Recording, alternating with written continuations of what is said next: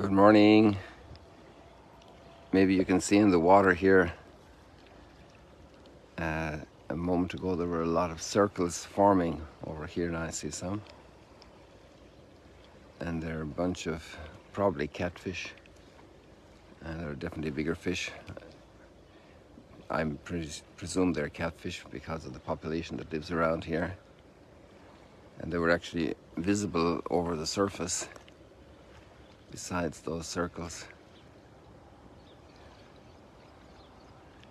It's interesting, all the things that are happening that we don't see.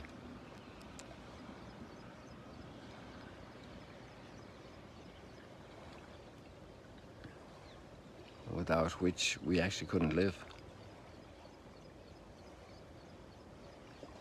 It's amazing.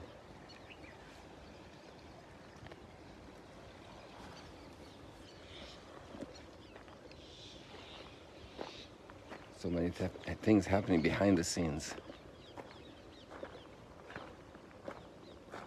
Sometimes that's used for things that aren't good. People operating behind the scenes.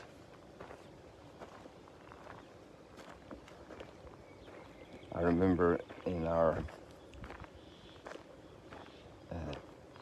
philosophy classes in Rome, and there was a subject of anthropology, philosophical anthropology, and we had a priest, an Italian Jesuit, Father Baiolo, at the Gregorian University. And it was times of great unrest, very aggressive disturbances in society, bombings, kidnappings. They kidnapped the Prime Minister of Italy, can you imagine? Aldo Moro. And there were shootings. Not so much shootings, more explosions actually. Even in the cities, you know.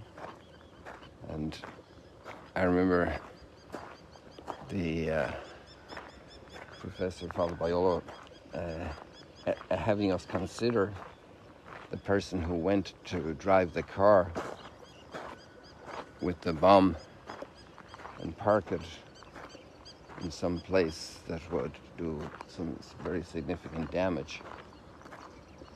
So he was the one that should get punished for this crime. But then he asked us to consider about the person who made the bomb, and then about the person who organized that whole plan, the role they had, but then about the ideologies behind that, the people who created the mindset and the political program to completely upset the society as also part of that cause, and which one had the more important role, the one who created the ideology to commit these violent deeds, or the ones who drove the car.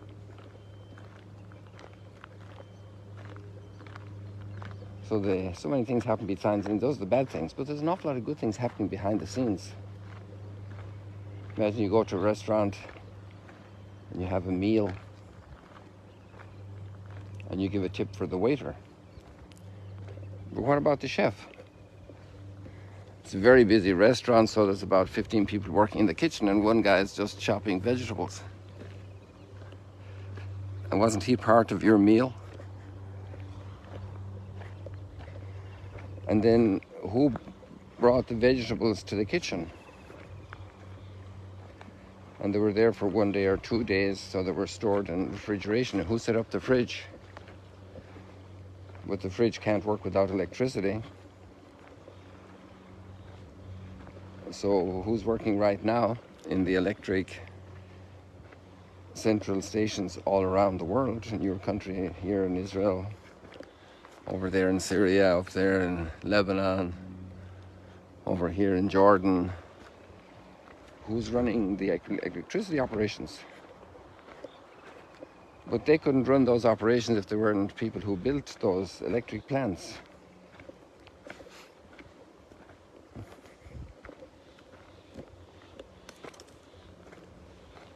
And then that all became possible when scientists discovered the phenomenon of electricity, and especially technological application, how to generate electricity. An interesting word, to generate electricity.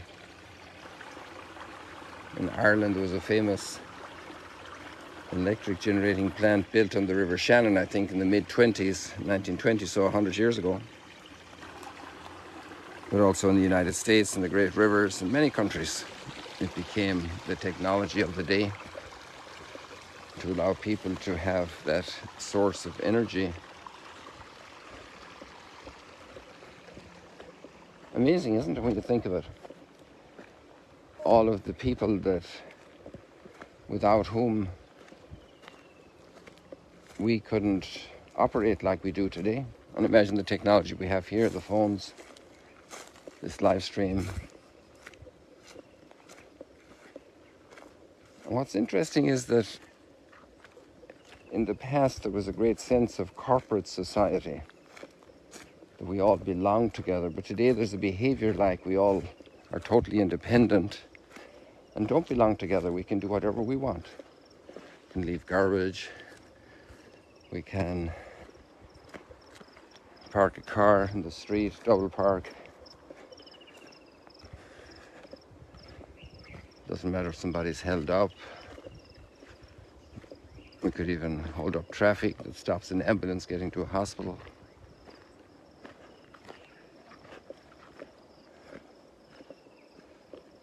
So many people behind the scenes in the whole area of medicine, doing research, producing the medicines, teaching doctors.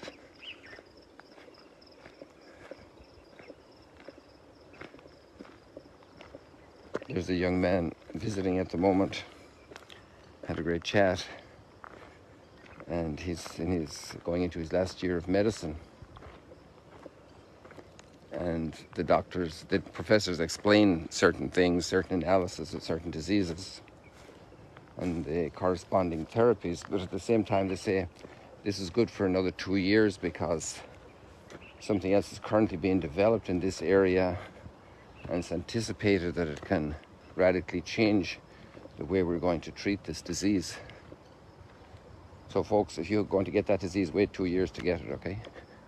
Because there'll be a better cure in 2 years' time. Interesting, isn't it? And we read Isaiah today, Isaiah 26. And there's a verse in there that's so intriguing.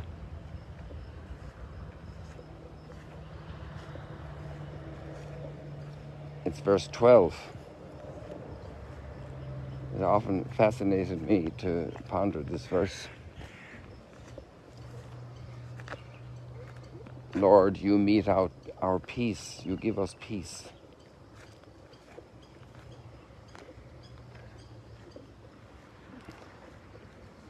You have accomplished all we have done.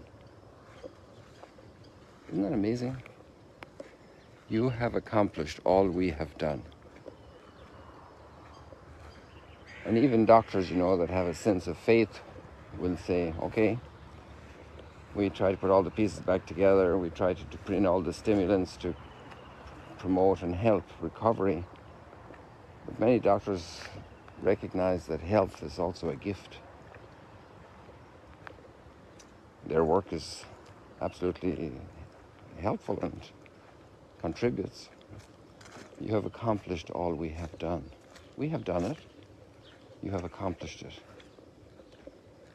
It's living with an attitude of faith in our world. We're all in a big team, and the biggest player is our Creator. He makes it possible for us all to do what we do. I love a line Bishop Barron frequently emphasizes that God doesn't compete with us. Just like parents don't compete with their little children. Dad is running along the beach with a little boy. It's absolutely a poor analogy, really, because the relationship the dad has to the boy as his father, he's not the creator of the boy, but he has a huge role in the development of the boy. Whereas God is the condition of our existence. He's the one who enables our very existence. His joy is that we flourish.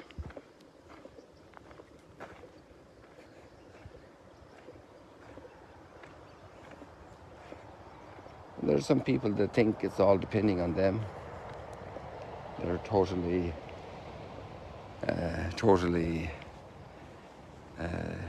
responsible. They're really stressed out. A lot of worry. A lot of depression. Anxiety. Different attitudes.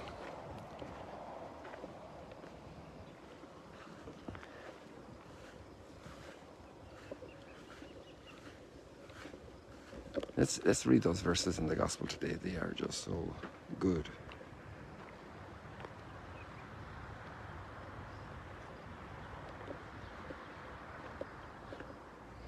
Come to me, all you who labor and are burdened.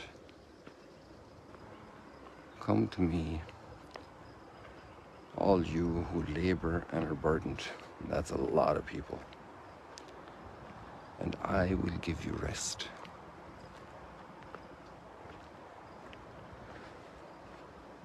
Lord, you mete out peace for us. You mete out our peace.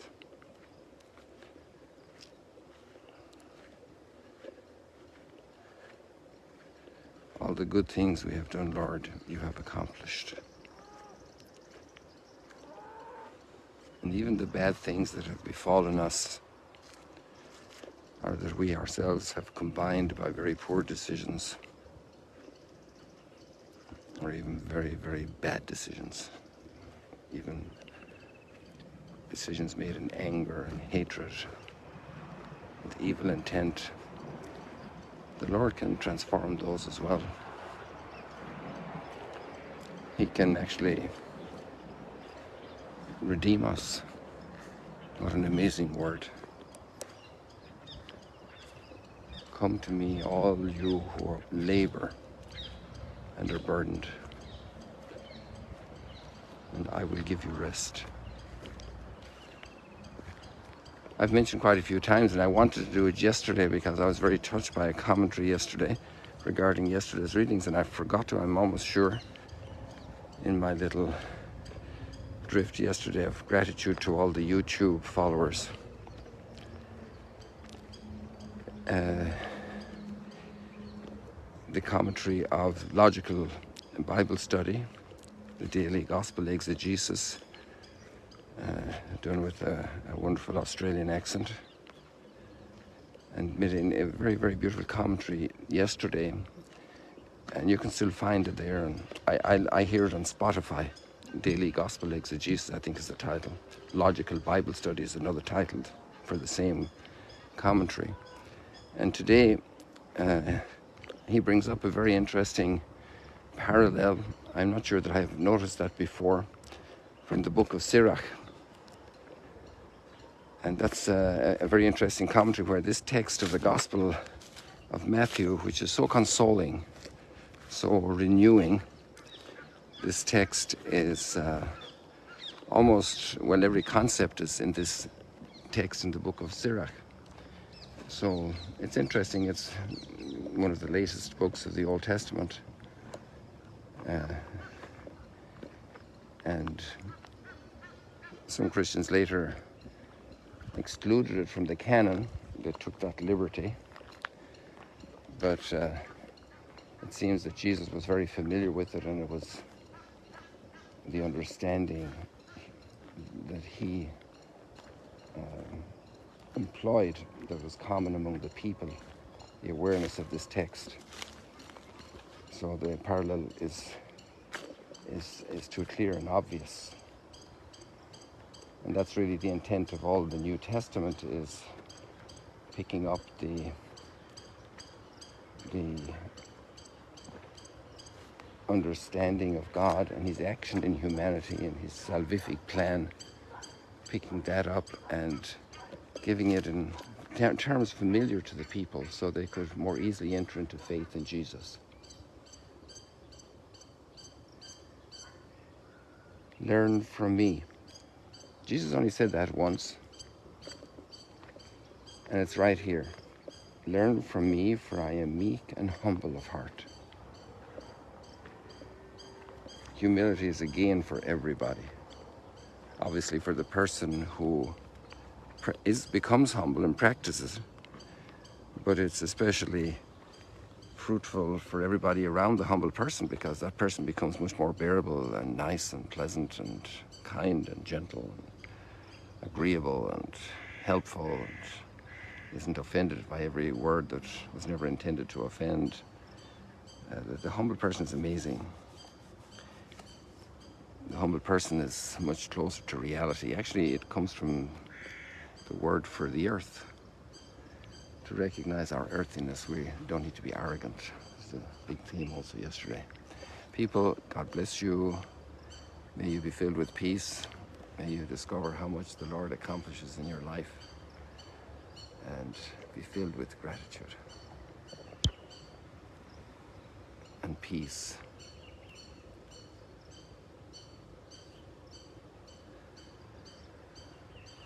That beautiful line from heaven, the Lord looks down on the earth in our psalm today, looking down upon you with such love, such desire for blessing.